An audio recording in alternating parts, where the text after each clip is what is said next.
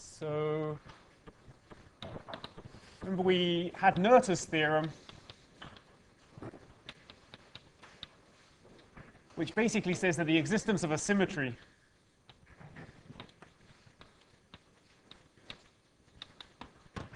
tells us that there's a conserved current. And having a conserved current means a conserved charge. Yeah. And is it an if? No, it's not. There are particularly interesting conserved charges and currents that don't come from symmetries of the theory, but come from topological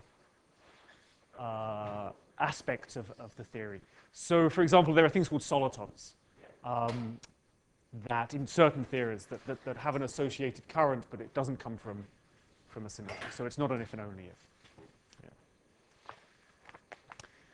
And we looked at a very specific example. So the example was translations.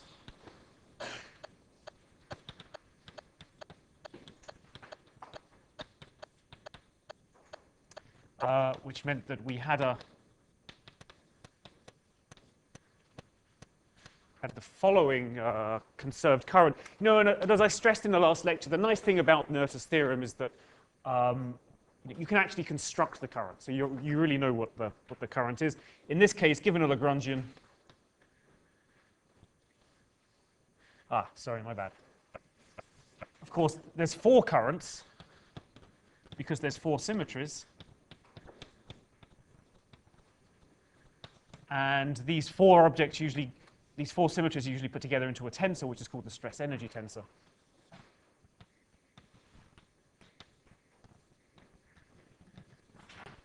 And this is what we computed in the last lecture. Okay. A few comments about this, and I'm not going to write this down on the board, but it's all in the printed notes. For the specific example that we were looking at, which was just this Klein-Gordon theory, this object here, T mu nu, turned out to be symmetric in mu and nu, okay, when we actually did the calculation. That's not always going to be the case.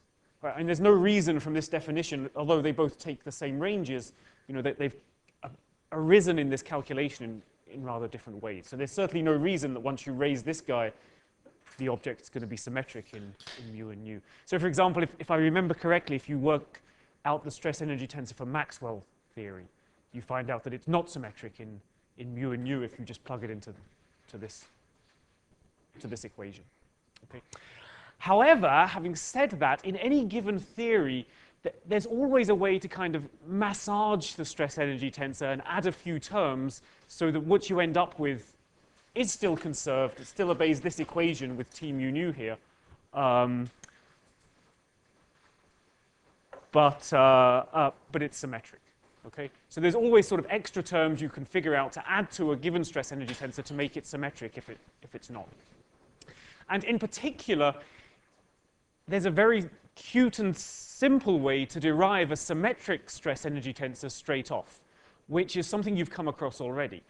The theories we're considering are always just in Minkowski space. We're not considering theories in curved space-time at the moment or with gravity. But you could do the following. You could take the theory defined in Minkowski space.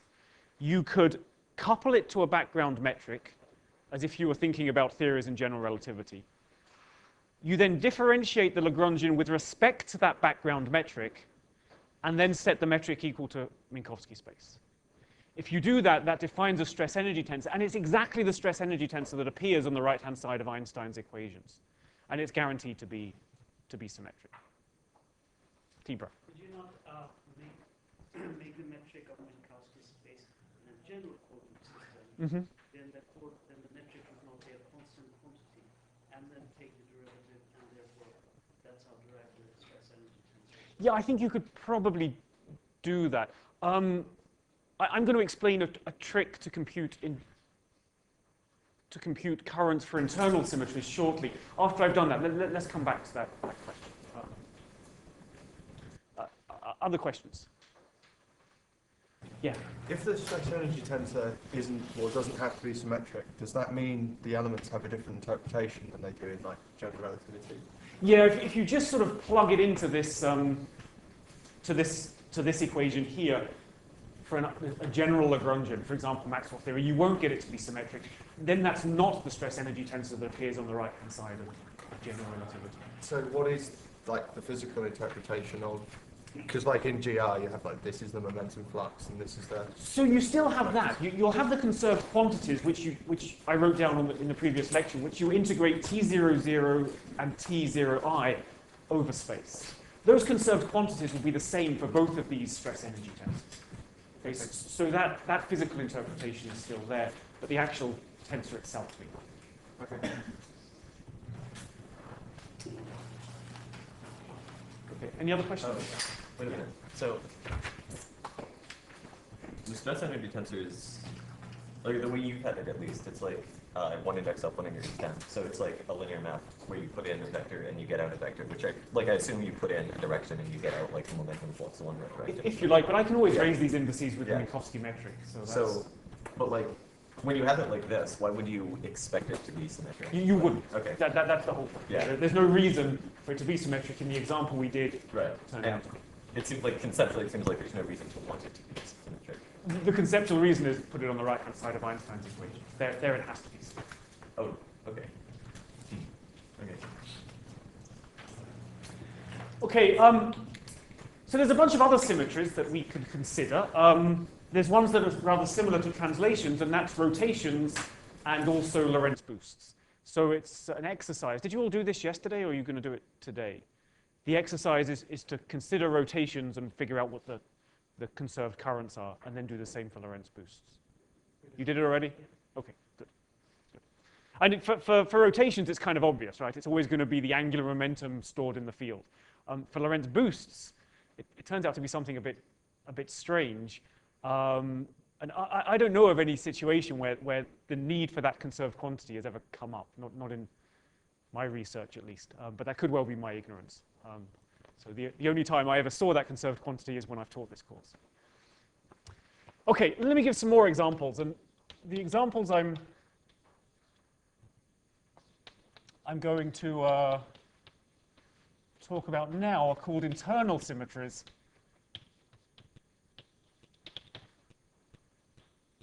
Or they're sometimes called global symmetries. The word global here is to distinguish them from gauge symmetries, which we'll come across later in the course.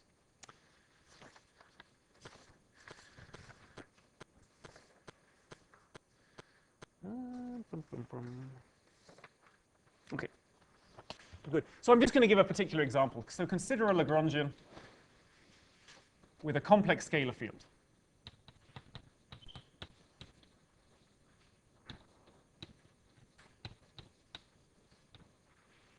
And the Lagrangian is going to take the form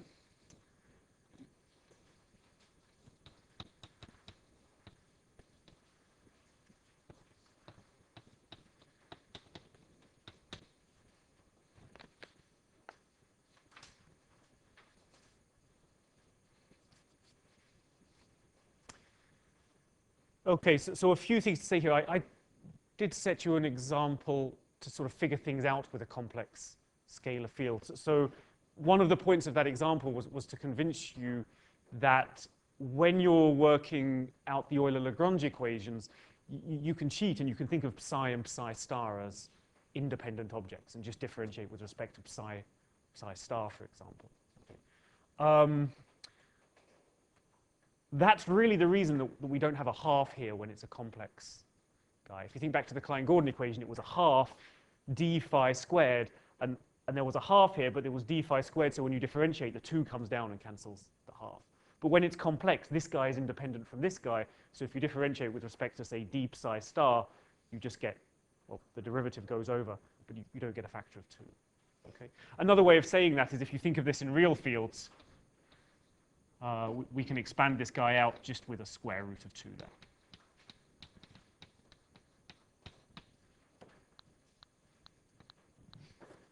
And then this gives you the half that you need for the real Lagrangian. Okay, so we're going to consider Lagrangians of this type. This potential here can be anything we like, but I'm going to insist that it's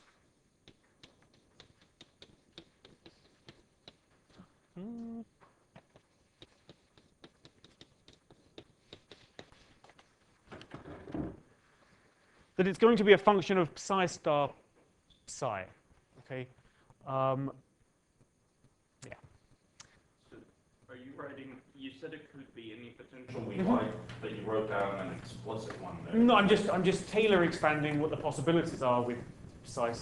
So any analytic potential. Yeah, let's say that for now. Yeah, and it could really be anything that you wanted at all. I haven't included terms linear in. Sorry,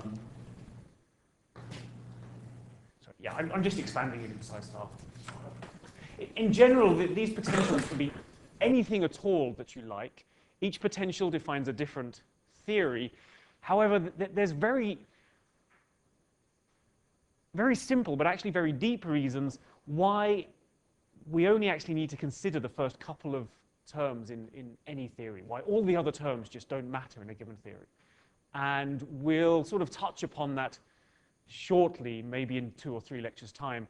But there are very deep reasons for just considering, say, the simplest terms in the potential, which you will learn about as the year progresses. Yeah, please. Sorry, say again? Do these deep reasons still work when the potential is not analytic? Yeah, typically they'll also tell you that you don't need to consider non-analytic Oh, okay. terms. Okay. Yeah, what kind of things are you worried about? Logs can sometimes appear. They tend to be fairly important. Log of psi star psi. We're rushing ahead of ourselves by several months, so let's. Okay, for now, all I want to do is stress the following: that because of the way I've written this theory, it has a symmetry in which the phase of psi rotates.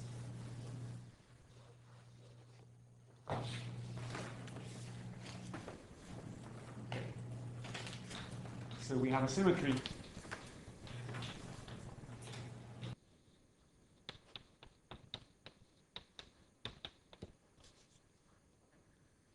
or in infinitesimal terms,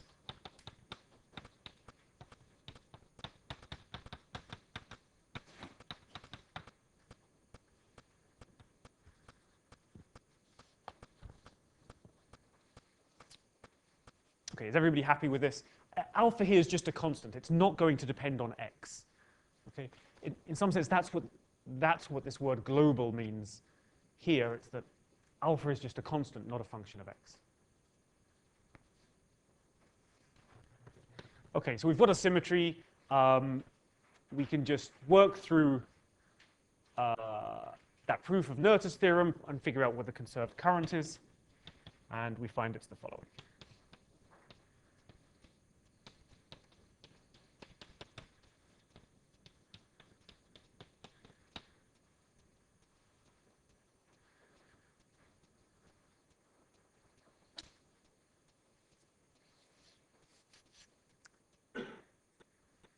So again, this will give rise to a conserved charge. Notice that the current didn't care what this potential was at all. You know, all these parameters, m and lambda, they just don't arise. It's just got the kinetic terms that sit in there. Okay? It doesn't care what the potential is.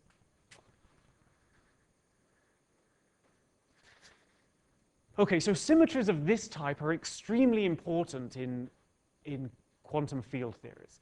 And certainly in your research, they're the ones that you're going to come across more than the other ones. You know, for the translations, you can only just do translations, and basically that's it. There's not much scope for creativity there. However, for these kind of symmetries, there's lots of interesting ways you can implement symmetries of this type. Here, it's basically just a U1 symmetry rotating a phase. In general, you could have non-abelian global symmetries where there's a whole bunch of fields which get mixed amongst each other with some non-abelian Lie group. So it's symmetries of this type, these internal symmetries, that are responsible for all the conservation laws that you've heard about in particle physics. So in particular, things like conservation of electric charge. That arises from symmetries like this. Also, conservation of particle number, conservation of baryon number, or conservation of lepton number. They also arise from symmetries of this type in quantum field theories. And we'll see exactly how that works shortly. Yeah, Darren. I'm just wondering the exact difference between these and the symmetries we were looking at yesterday. Yesterday we were doing active transformations on the field. these are the difference. These These aren't affecting space. That's really the key difference. This is why what the word internal here means. Sorry, I should have stressed this. The other symmetries, the rotations and the translations, they were doing something to the underlying space and seeing how the field reacts. Or in an active sense, it's not quite that. But it was all to do with the symmetries of space, time, and then seeing how that affects the fields. Here, we're not doing anything to space. We're just changing the value of the field at a given point in space. So that's what this word internal means. So that is, we're not changing the arguments, the coordinates. Yeah, to exactly. side. Please.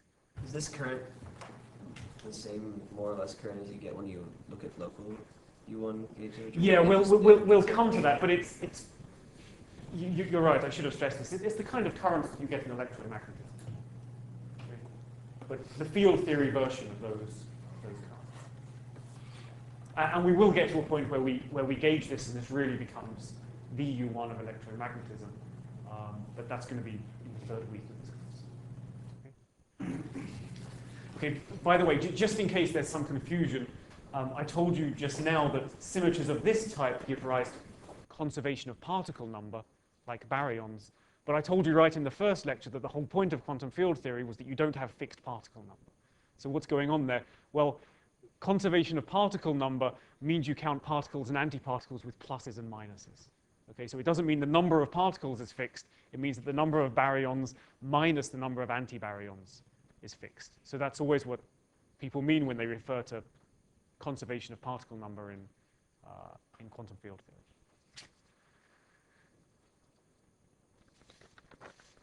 Okay, are there any questions about this? I'm just going to tell you a cute trick because I'm just repeating myself, but the stress energy tensor is something that there's one stress energy tensor for every theory, and it's very easy to calculate it. However, there can be lots of interesting internal symmetries in different theories, and certainly as you do research, you'll come across a new Lagrangian, and you'll have to figure out what the current is associated to it. You won't be able to look it up in Peskin and Schroeder. So it's worth just knowing a very cute trick to calculate these currents for internal symmetries. So let me just tell you this.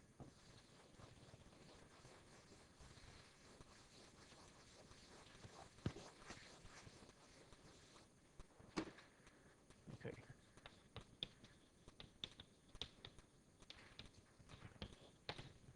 So cute trick. So suppose we have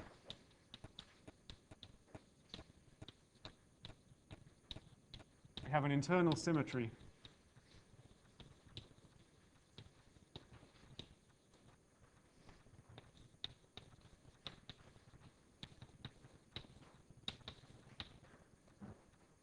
such that delta L is equal to 0.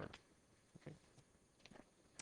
And there's going to be some parameter, or maybe a bunch of parameters, alpha, which are the constants which tell us sort of how much we're implementing this symmetry. Just like here, they tell us how much we're rotating the phase of psi. So the trick is the following. We'll redo the transformation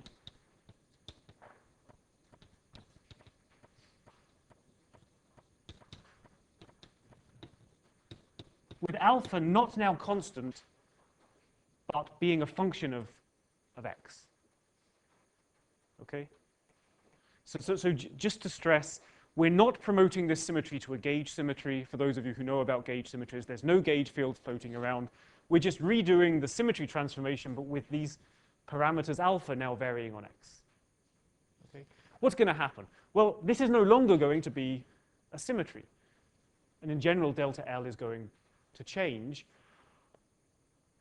But it's got to change in a way such that when alpha is constant, delta L is equal to 0. How can that be? Well, delta L must be proportional to the derivative of alpha.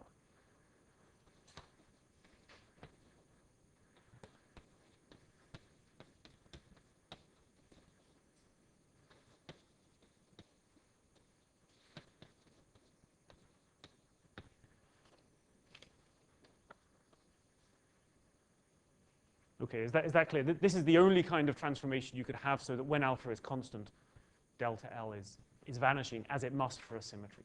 There were a couple of questions. Yeah. So how would you generalize this? It clearly doesn't work if you have an overall derivative that's here change in the Lagrangian, right? Which is also a symmetry. How would you generalize this? That's a good question. So those derivatives, let me come back to that question after I've done this, because I did want to make a comment about it. Yeah. Was there another? Yeah, I had this. Well, I guess I didn't understand what it meant. We do the transformation of alpha x. Okay, so let's consider this particular transformation. We vary the phase of alpha, but we have to do it the same everywhere in space. Yeah. So I'm saying now take your Lagrangian and do a new transformation where this differs in space. That's not going to be a symmetry of your theory, which means your Lagrangian is going to change, but the way it changes has to be of this form. Wait, so we can't do this with a general symmetry? This is specifically for that kind of... It's for any, at the moment it's for any internal symmetry, so there's a bunch of alphas which are parameterizing how much of the symmetry you're doing, how big your rotation is, how much you're mixing up different fields. So, I guess I missed something.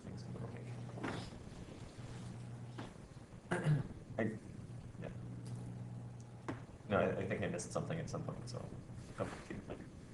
Okay. You want me just to say it all again, or? No, I'll try to figure out what's going on and then I'll ask you later. Okay. Does the differential operator there apply to h? You said it just has to be proportional to, right? Okay. Okay, so there's some function h in the field such that the variation of the Lagrangian is the derivative of alpha multiplied by h. Okay. This means that the change in the action is obviously the integral of the change in the Lagrangian, which after an integration by parts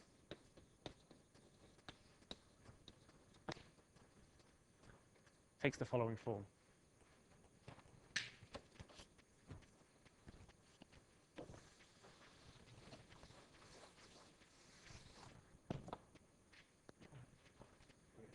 Yeah, good. So you say an internal symmetry is one that involves a transformation of fields and acts the same at every point in space-time. Yeah. So I see. Why do you say all internal symmetries help alphas? What does that mean? So the internal symmetries are always continuous symmetries. Okay. Right? They're never just parity, reflection. Right. It's always something continuous. That means that there's got to be some parameter that tells you how much of the action of the symmetry you're doing. I'm just calling that parameter alpha. Okay.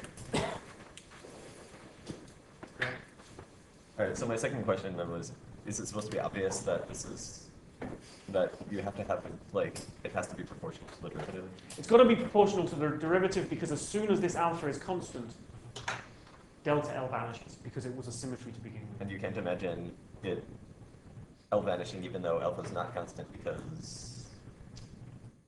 You could, but that's certainly allowed. H would be 0 in that case. Right? There's some function h such that. I'll get back to you. Okay, so now comes the clever trick. The clever trick is that when the equations of motion are obeyed, which we haven't used so far, delta S is always 0 for any transformation that you want to do. Whether alpha depends on x or not, whether it's related to the symmetry or not, the whole point of the equations of motion is that delta S vanishes however you change the fields. Okay. The equations of motion imply that delta S is 0 for all alpha of x.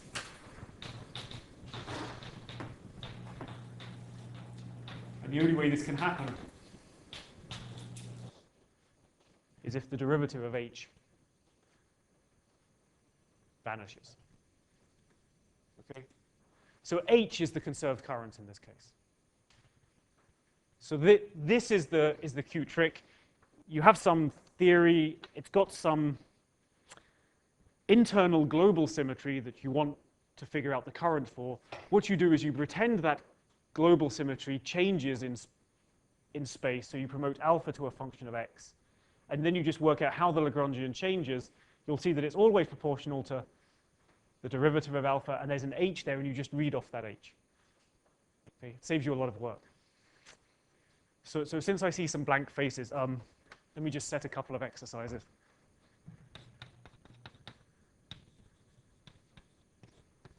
So the first one is use this trick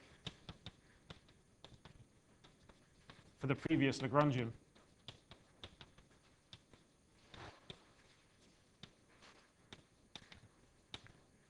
Okay, so this should give you some sense for how this trick works. It's fairly straightforward, especially as you've got the current, so you know what you're aiming for. The second exercise is very difficult. And I'll be impressed if you can do this. And it comes back to your question. Use this trick to show that the stress-energy tensor, which remember we've defined as the conserved current that comes from translations, is the same as that arising in general relativity. By which I mean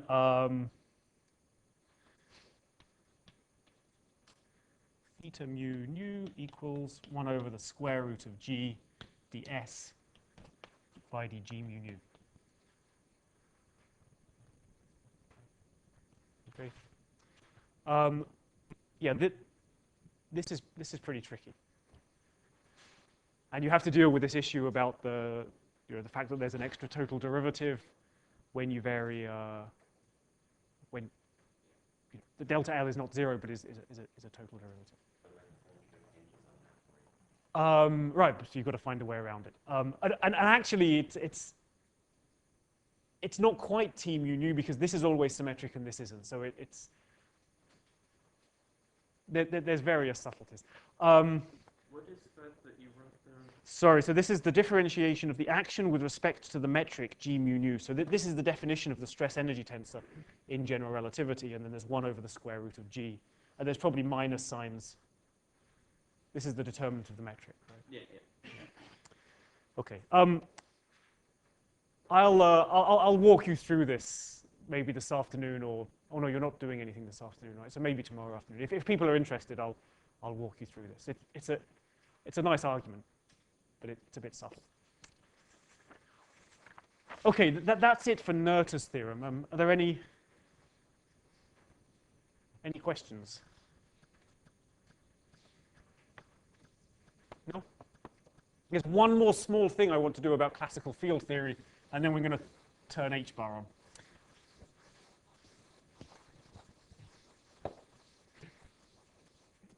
Okay, so the last thing I want to do is the Hamiltonian formalism.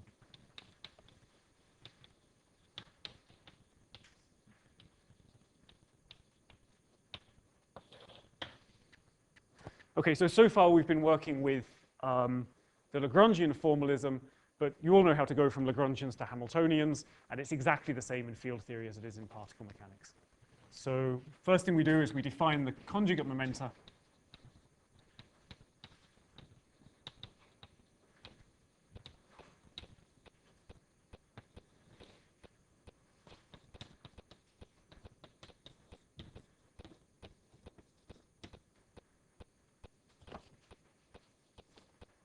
Okay, the major difference between field theory and particle mechanics is that we call this pi instead of p. Okay, that's really it. The reason for this is that we've already got something called p.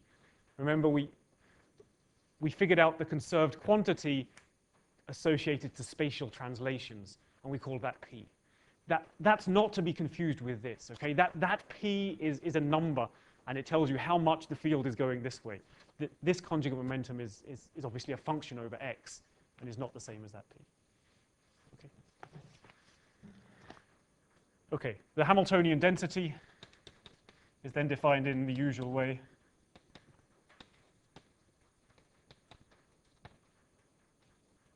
I'll denote it by a curly h.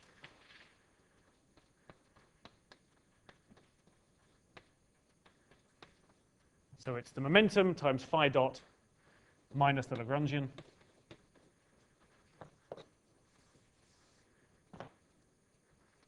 And just as in classical mechanics, you should view this not as a function of phi dot, but everywhere there's a phi dot, you should view that as a function of pi defined by this equation here. Okay, so you should view this as a function of the conjugate momentum pi and the fields phi, but not phi dot. Exactly the same story as usual. Yeah. When we defined the Lagrangian for fields, we said that we also needed spatial derivatives. Why don't we need spatial derivatives here for the conjugate?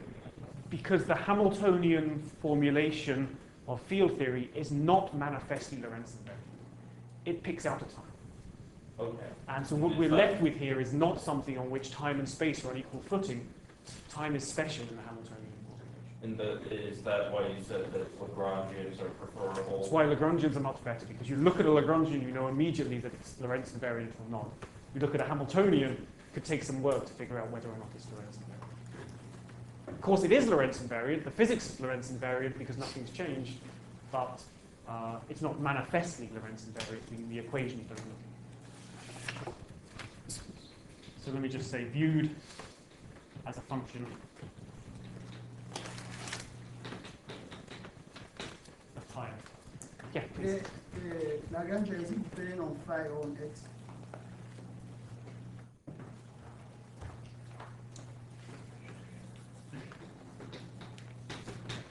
Probably a better way of saying it. And it depends on phi, phi dot, and grad phi, but they're of course all functions of x.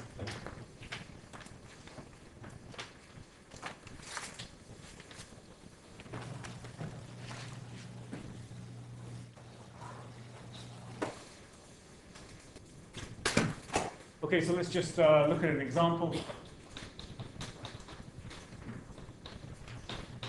And of course, it's going to be the example that we've been considering all along, just a real scalar field, Klein-Gordon theory.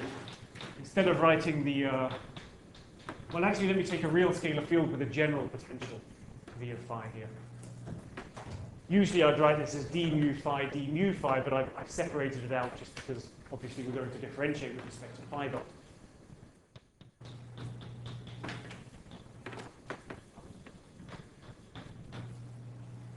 So in this case, it's very clear that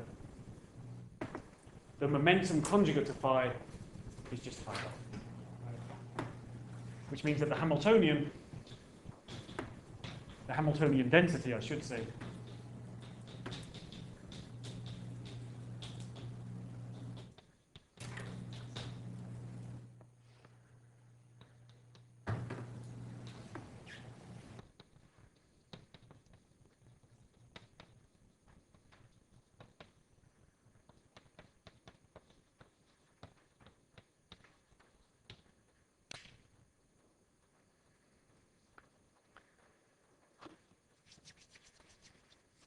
so the Hamiltonian is given by the following function, and the Hamiltonian density is given by the following function, and the Hamiltonian you get by integrating the density over 3 space, just like for Lagrangians and Lagrangian densities. Okay, questions? No, it's all straightforward. It's all exactly the same as in particle mechanics. Again, just to stress, the Hamiltonian formulation of field theory picks out a time, okay? Right from the very beginning. Defining the conjugate momentum picks out a time. So this is not a Lorentz invariant choice. Obviously. Yeah. The h, which is the integral of the Hamiltonian density, Yeah. how does that compare with the zeroth component of the charge, which is conserved? Good. So it's just like in particle mechanics. If you take simple systems, you compute the Hamiltonian, that's very often equal to the energy that you compute by time translation invariance in the Lagrangian. And you can see that we computed the energy for this, and it's exactly the same for this simpler theory. Now, just as in particle mechanics, it's not always true, right? I mean, there's subtleties, especially if you've got gauge connections and various things. So in this case, this is equal to the energy E, that's the conserved one. Okay, other questions?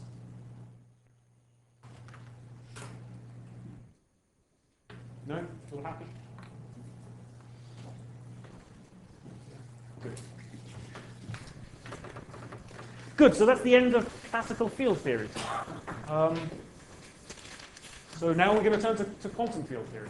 From now on, h bar is equal to 1 instead of 0.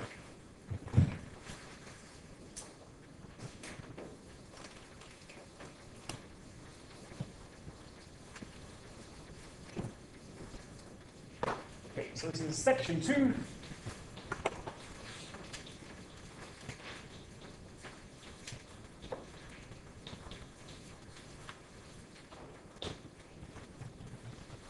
And it's canonical quantization.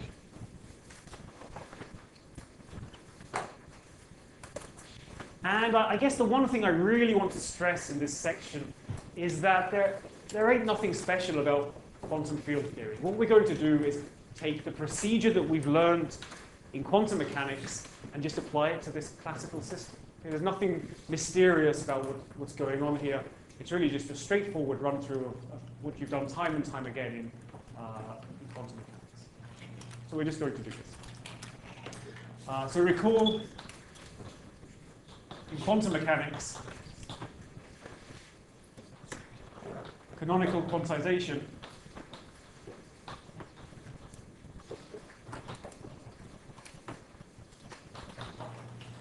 tells us to take coordinates and momenta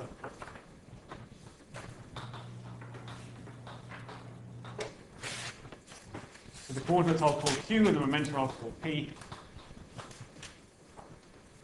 and promote them to operators.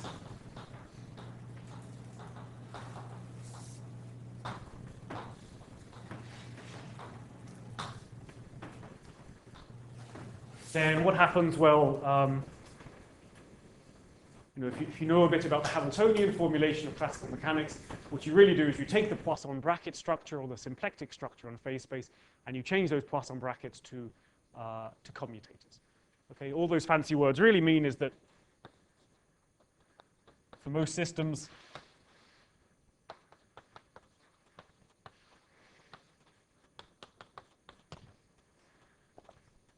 these Q's and P's are operators which obey the commutation relation. QP is I, and typically there's an h bar there, but of course h bar is 1. Okay. This is a really minor point, but how do you know to put the index on Q downstairs and the index on P upstairs? Well, it comes from the definition of P.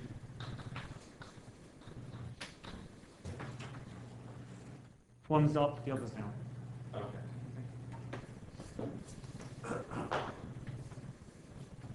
So that's then the P that we have over that you said. No. So this is just reminding you about what happens in quantum mechanics, and now we're just going to take this and translate it to this pi and this pi.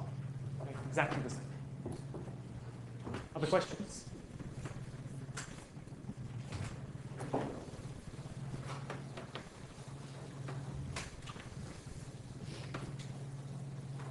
Okay, so in field theory,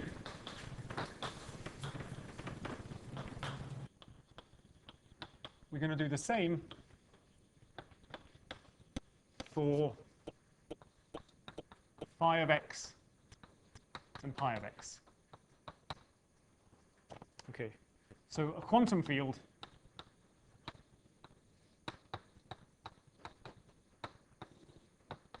is an operator valued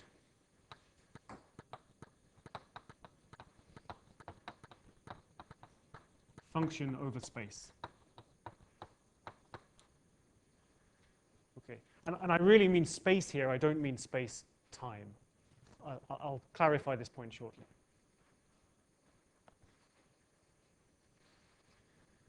Okay, obeying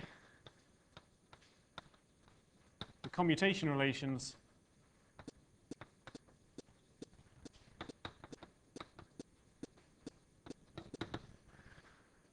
well, it's really just these commutation relations, but applied to phi and pi. There's the trivial ones that I didn't write down here. QQ is 0 and PP is 0. So let me just write these down here.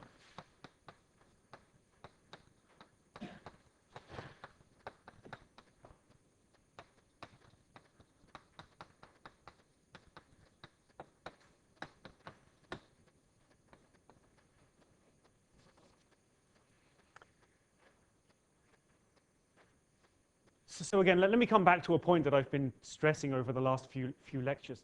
In quantum field theory, the x, which is the spatial position at which the field is just another label. It's a continuous label instead of a discrete label, but it's just another label. It's basically on the same footing as the A index here. Okay? So just as here, it's clear that I should write A and B just being different, that any coordinates commute with each other. So I should write x and y being any coordinates. They should be different, x and y. Okay? Just another label. That also tells us what the correct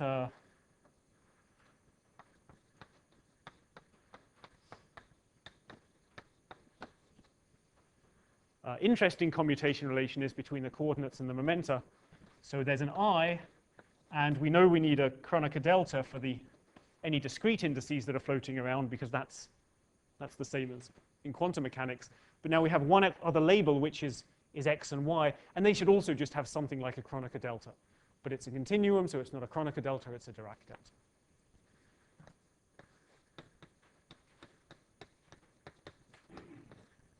Okay, the question. So you said that the x's and y's are just labels, but are they still operators? No, they're definitely not operators at all here. In quantum mechanics, the dynamical degree of freedom is the position of a particle, and you promote that to an operator. In quantum field theory, position is not an operator at all. It's just a label. So the phi's are operators, and this is just an operator. Okay? It's worth saying this over and over again, because it's the big difference between quantum mechanics and quantum field. You know, when you first do quantum mechanics, x is an operator, and time is just a label. And so you get these nice, uncertainty relations. Delta x, delta p equals, is greater than h bar. And you think you hopefully get uncertainty relations like delta e, delta t is greater than h bar, but t isn't really an operator, and you're not sure how to interpret that. You remember these sorts of... And so, in the back of your mind, you're probably thinking, wow, what I really want to do to get x and t on the same footing is take t and turn that into an operator as well. No. What you want to do is take x and demote it to the same framework as t. It's just a label. Okay? So that's what quantum field is. X and t on the same footing, but both like t in quantum mechanics, not both like t. Yeah. I want just to know whether x and y were 4 vectors or 3 vectors. They're 3 vectors. They're functions over space only and not space-time. And the reason is, now's a good time to say this. We're in the Schrodinger picture. Okay? So again, just like in quantum mechanics, in quantum mechanics, in the Schrodinger picture, the operators don't depend on time, and all time dependence sits in the state. Okay? We're doing exactly that. The operators don't depend on time, but they do depend on x. Of course, time and space are on different footings now, but that was necessary as soon as we defined momentum. As soon as we defined these guys here, we'd already picked out a time.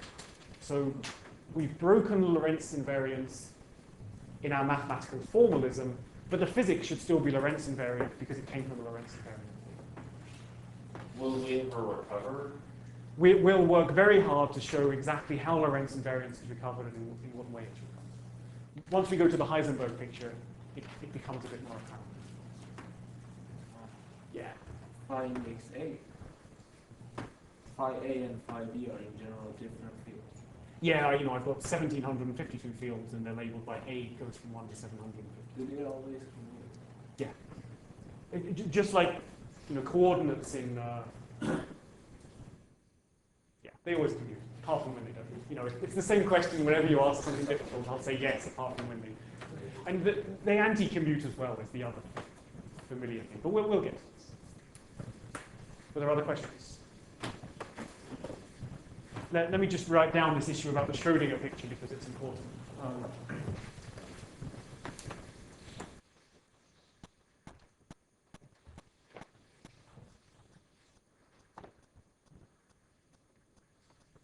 So we are working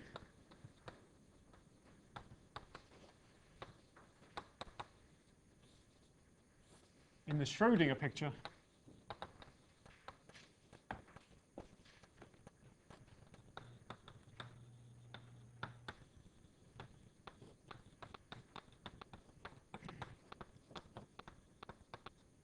where phi of x depends on space but does not depend on time.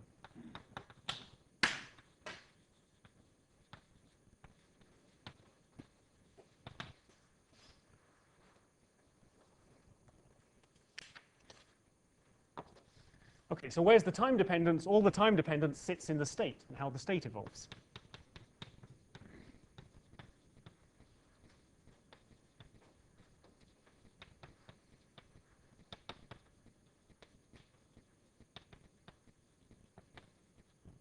And how does it evolve? Well, it just evolves by the Schrodinger equation. It's exactly the same as in quantum mechanics.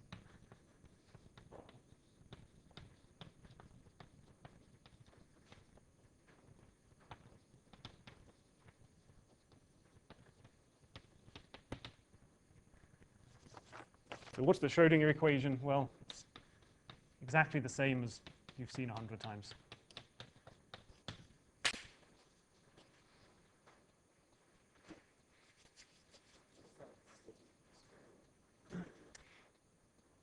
Yeah, this equation looks deceptively simple, but this state is horrendous.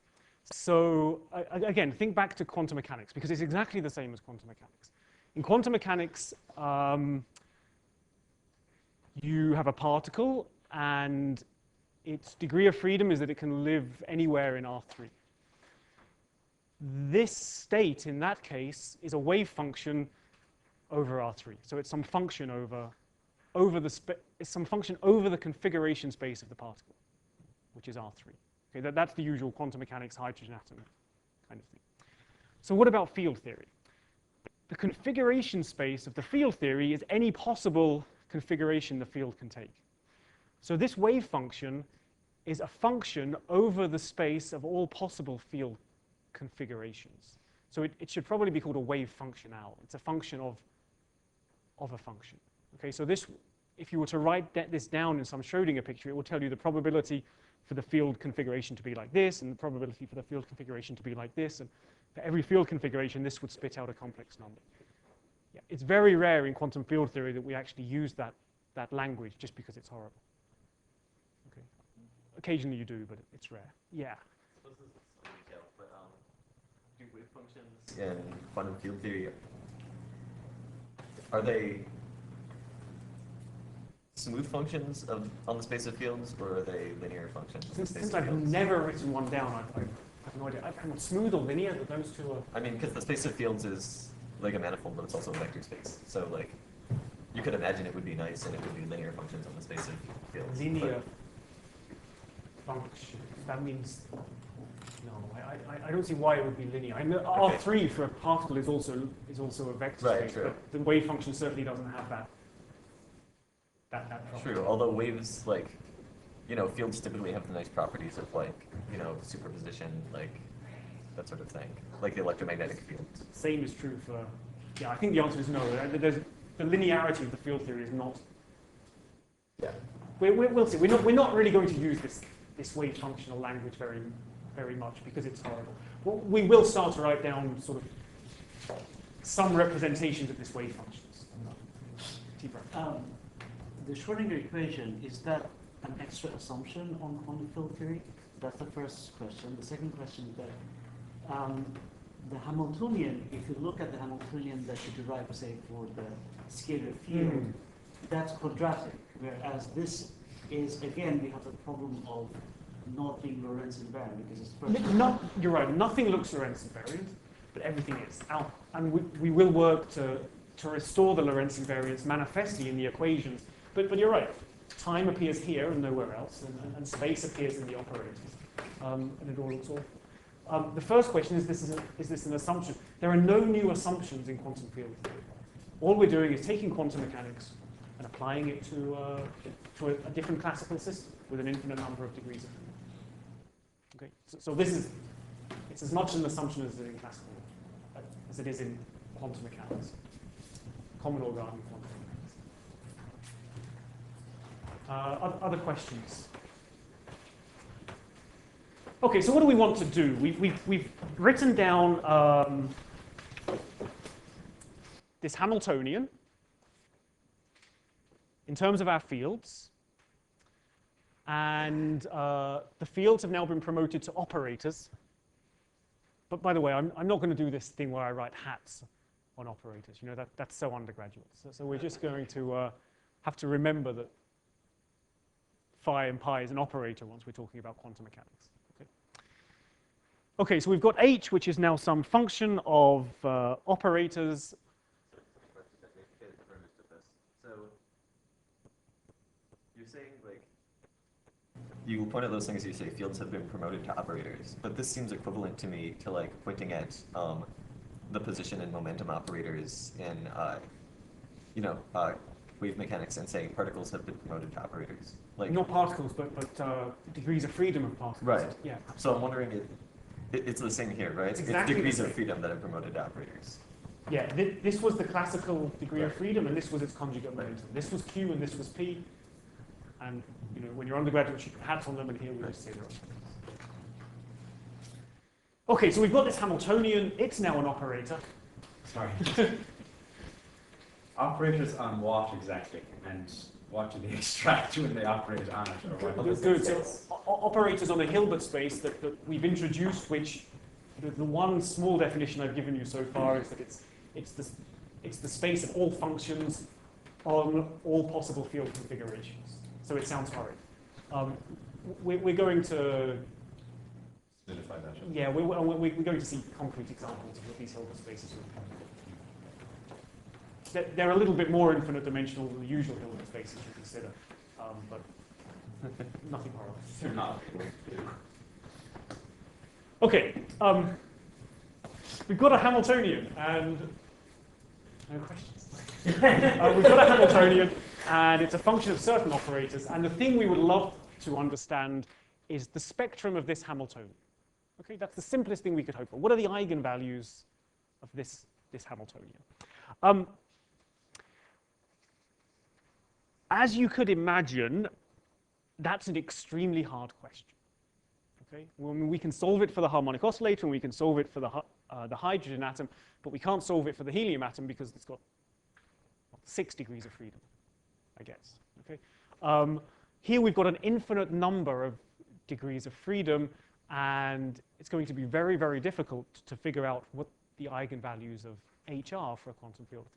Okay? And indeed, you know, you may have heard about lattice QCD programs where people spend 5 years building computers that are about the size of this room, and the computers run for 5 years, and they get the spectrum of the Hamiltonian of QCD to maybe 5% accuracy. Okay? It's an unbelievably difficult numerical problem for certain field theories. Thankfully, there's one class of field theories where we can do this. And they're what's called free field theories. And the beauty of these free field theories is that although there's an infinite number of degrees of freedom, if you write them out in good coordinates, they all decouple from each other, and you find out that each of these degrees of freedom is just evolving independently of what all the other ones are doing. Okay? So it's with these free field theories that we're going to work for the next couple of lectures, and just understand in them what the spectrum of the Hamiltonian is, and what the interpretation in terms of particles is. Okay?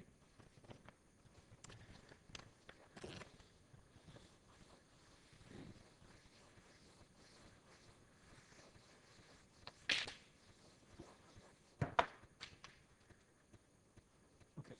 So we want to know the spectrum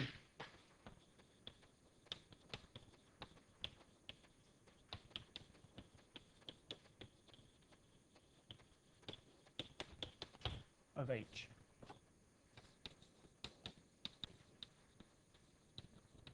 This is hard, okay? Where this sentence is a dramatic understatement. Okay? You know, for QCD, it's also in some sense one of the Millennium Prize problems in mathematics to understand this spectrum. Okay, it's hard because there's an infinite number of degrees of freedom.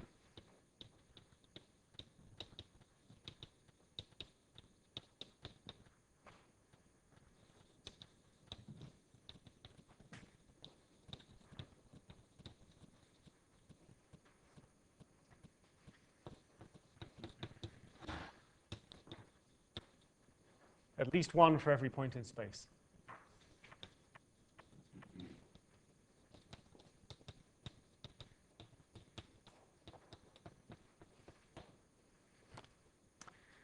Okay, so we can make progress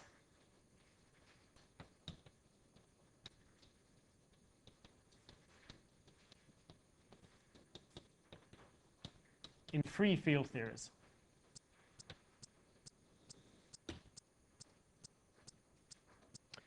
Okay, so if you want a quick and ready definition of a free field theory, it's a theory where if you look in the Lagrangian, the fields only appear quadratically. What that means is that if you look in the equation of motion, the fields only appear linearly. And as you all know, that means that if you've got one solution, you can add it to a second solution and get a third solution. So these have Lagrangians which are quadratic in fields, which implies the equations of motion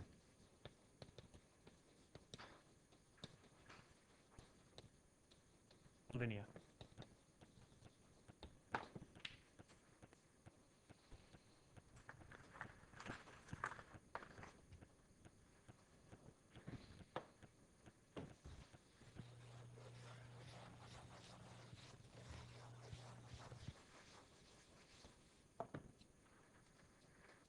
Okay, and the simplest free field theory is the one that we've been mentioning in all the examples. It's just the Klein-Gordon theory.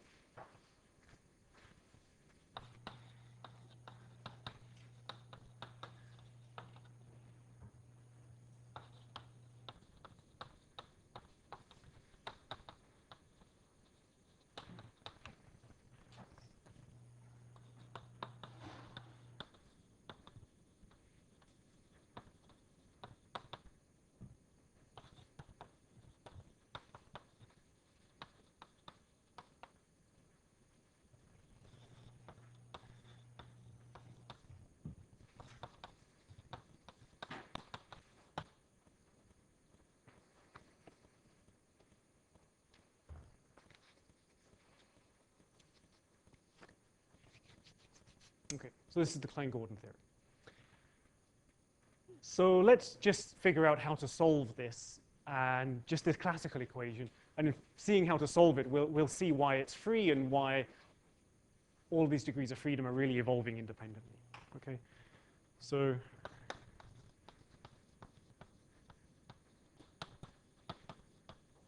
to solve it, it's very easy. All we do is we do a Fourier transform.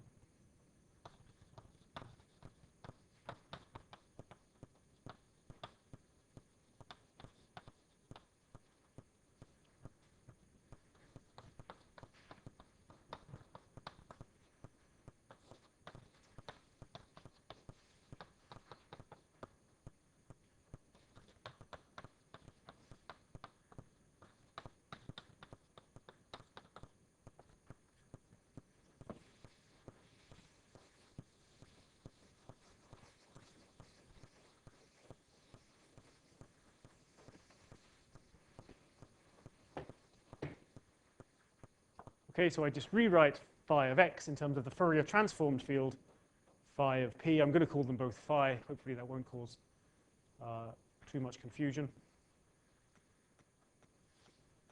By the way, my conventions for Fourier transforms are always going to be that whenever there's a p integral, there's a 1 over 2 pi that sits at the bottom. Okay, you know you can sometimes split the square root of 2 pi's between x and p, but this way is much easier because you know where the 2 pi's should be. They should be where the dp's are. Okay. You guys all happy with Fourier transforms? Is that? Yes. Just what's p? P is the momento. Is it the conserved momento of the field? It's we're doing a Fourier transform with respect to x. So you could think of p just as what you need to do the Fourier transform with respect to x. It's not pi. Okay, it's not the conjugate momentum of phi. Right? So it's a 3 vector. It's also not the conserved momentum associated to a field. Given if we have a field configuration phi of x, we can just rewrite it in terms of a new one phi of p, and they're related in this way. So this is defining phi of p. Sorry? Is this defining phi of p? Yeah, if you like, yeah. Well, yes.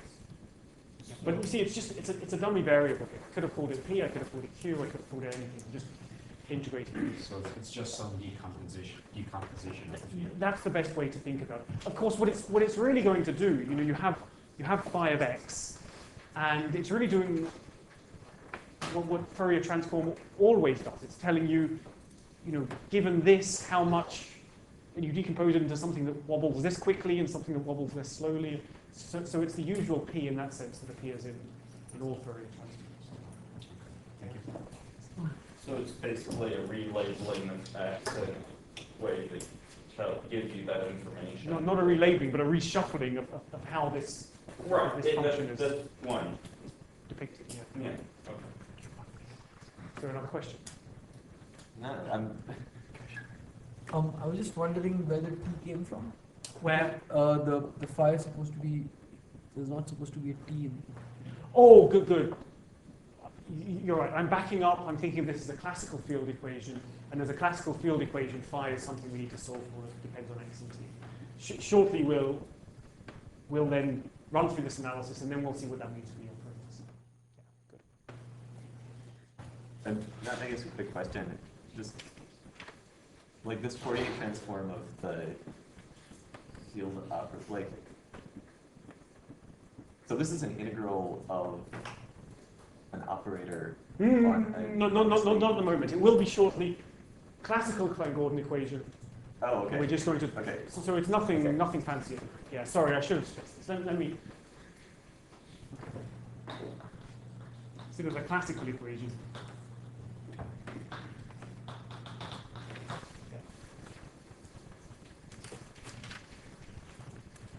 Okay, so we take this, we plug it into the Klein-Gordon equation.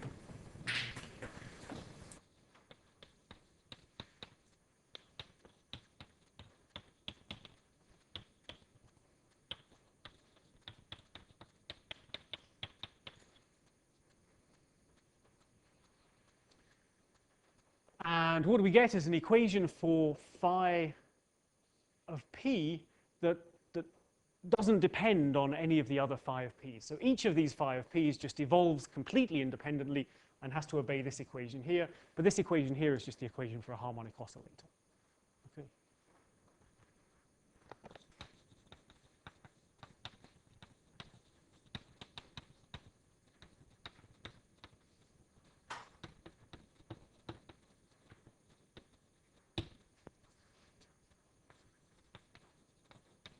The frequency of the harmonic oscillator is this guy here.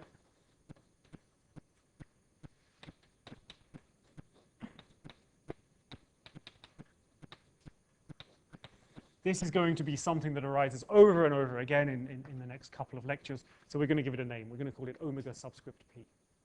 Okay.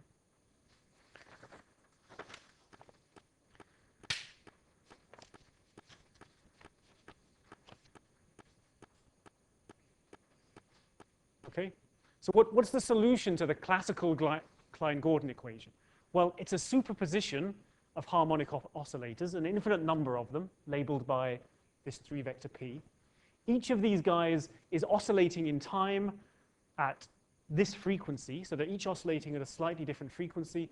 And then to find the most general solution to phi of x, you just add them all together with arbitrary amplitudes, whatever amplitude you like, and integrate to do the inverse Fourier transform. Okay? Why did we do not consider the negative? This is my definition of omega p. What sits in here is omega p squared. So I'm just defining omega p to be the positive square root. It'll be useful. Okay. Okay, so let me just one second. Let me just stress what we've done here. We're just thinking about the classical field equation, and it's really just a statement that because it's linear, we take one solution and we add another solution, we get a third solution. So what I'm doing is showing you explicitly what the decomposition is. the degrees of freedom which vary independently and don't couple to anything else, they're the Fourier modes phi of p. So each of these modes is oscillating some frequency given by this. You add them all together, and you get the general solution phi of x. So this is what I meant earlier, that from the infinite number of degrees of freedom, if we figure out what the right coordinates are, we see that they actually evolve independently. These are the right coordinates. Bunch of questions. It's a spatial frequency then, since there's no... No, it's the temporal frequency. It's the frequency of the harmonic But oscillator. our Fourier integral was with respect... It's just space. Right, but each of these phi of p solves this equation.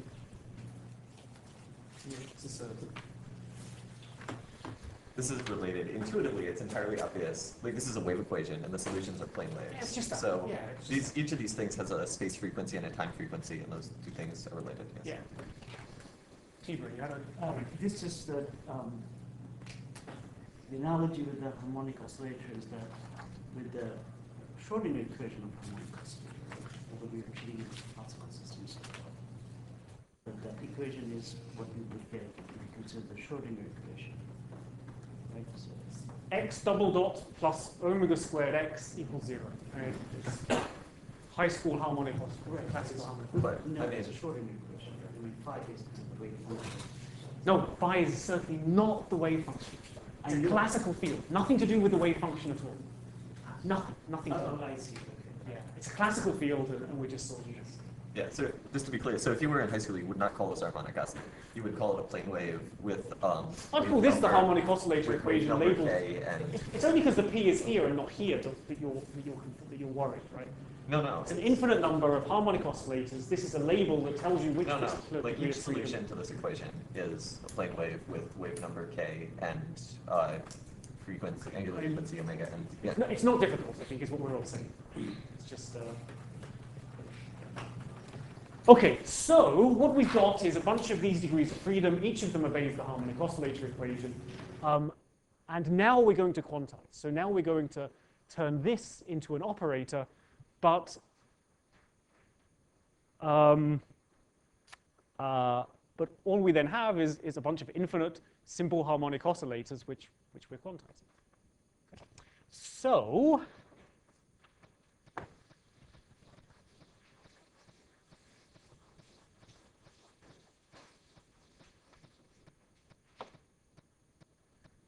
so solutions to the classical Klein-Gordon equation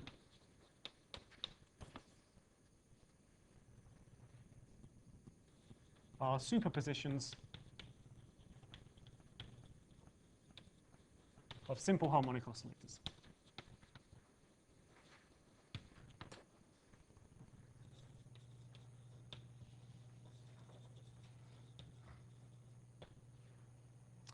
So to quantize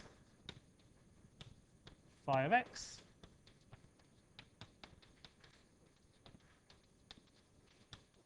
we need to quantize harmonic oscillators.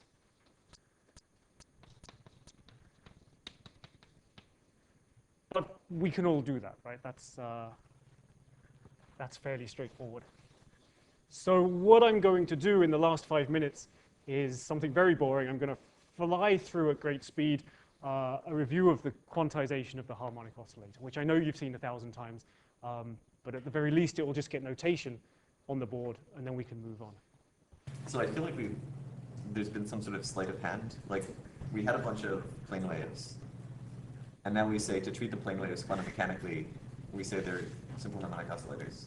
What's, like, I mean, I understand they're related somehow, but like... Let me move on, and then Yeah. we can discuss this later, because time is short.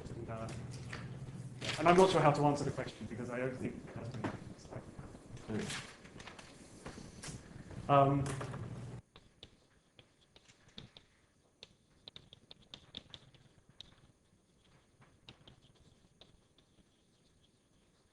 Okay, so this is going to be very straightforward. You know, Michael Peskin likes to say that physics is that subset of human experience which can be reduced to the simple harmonic oscillator. It's completely true. It's basically the only thing we can solve. So in the Schrodinger picture,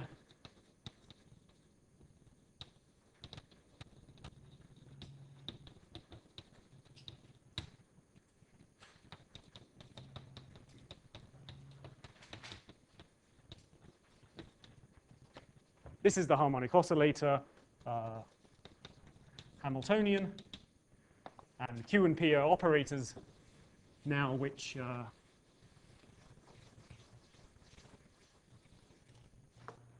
have familiar commutation relations. And to find the spectrum, what we do is we define these nice creation and annihilation operators.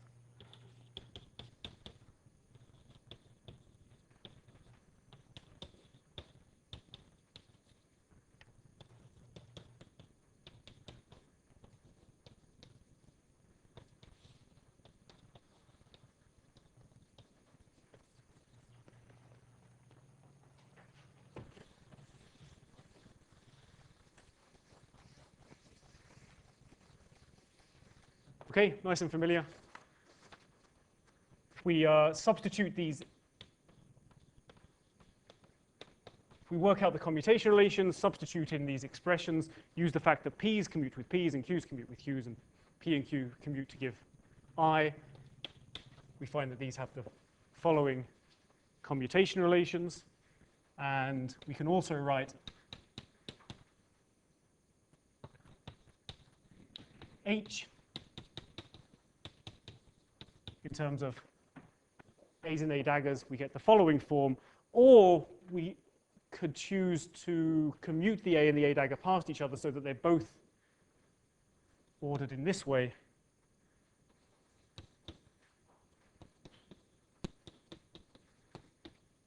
In which case the Hamiltonian takes the following form.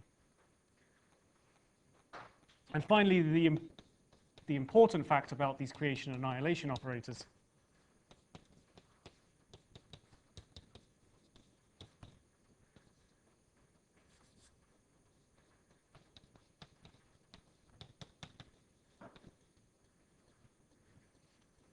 is that they have these commutation relations with H.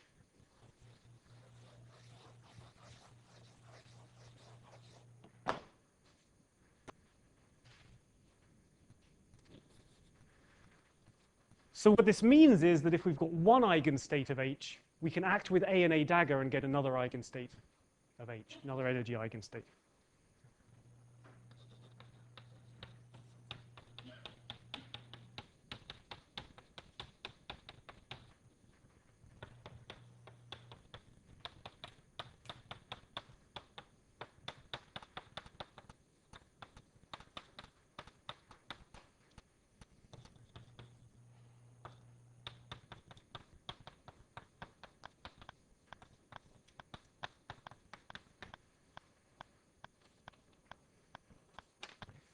Okay, so we get this tower of energy eigenstates. If there's one with E, there's another one with energy E plus omega, and another one with energy E plus 2 omega, and so on and so on.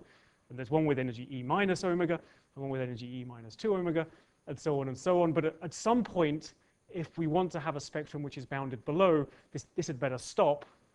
And this stops only if A acting on one state vanishes, so that we don't have another state to go to. So spectrum bounded below implies that there exists a ground state, which is defined by the fact that it's annihilated by the annihilation operator.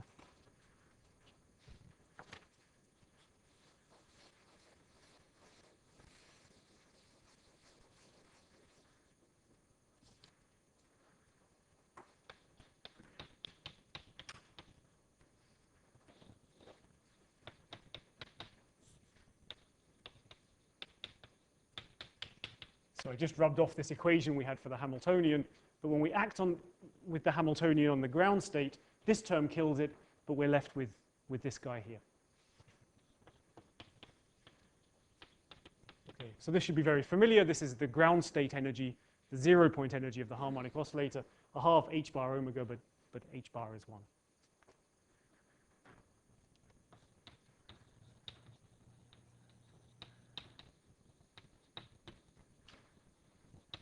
Okay. I know all this is boring and familiar, but we're going to see exactly the same thing for the field tomorrow, so it's worth going through. Then excited states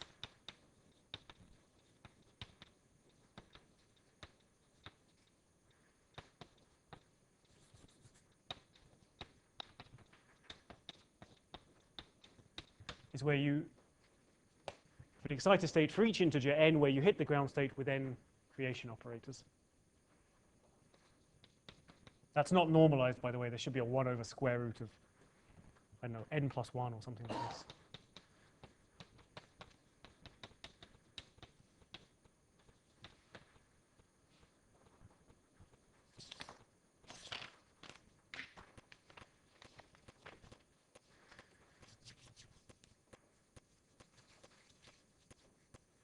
Okay, so this is the spectrum of the harmonic oscillator. Ground state energy of a half h bar omega, and then a tower of states equally separated above, whose energy increases by omega each time.